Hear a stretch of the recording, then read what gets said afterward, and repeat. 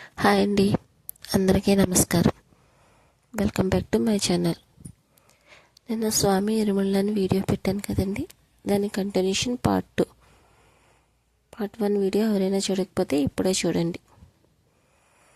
Morning టైంలో అయితే స్వాములందరికీ ఇరుముళ్ళు అయితే పూర్తయినాయి.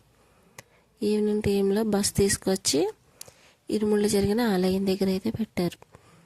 స్వాములందరూ కలిసి వాళ్ళ లగేజెస్ని అయితే బస్సులో అయితే పెట్టేసుకున్నారు.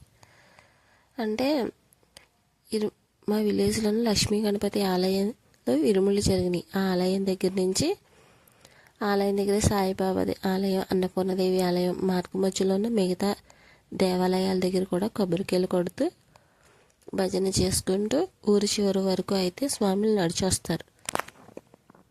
వీళ్ళతో పాటు ఇరుముళ్ళకి వచ్చిన రిలేటివ్స్, ఫ్యామిలీ మెంబర్స్ కూడా నడిచి అయితే వస్తారు. నడవలేని వాళ్ళు అయితే బైక్ మీద వచ్చేస్తారు. ఫైనల్లీ అందరూ అయితే ఊరి చివరున్న శివాలయం దగ్గరికి అయితే వచ్చారు. శివాలయంలో కూడా కొబ్బరికాయలు కొట్టేసిన తర్వాత శివాలయానికి కొద్ది దూరంలో అయితే బస్సు అయితే ఉంది.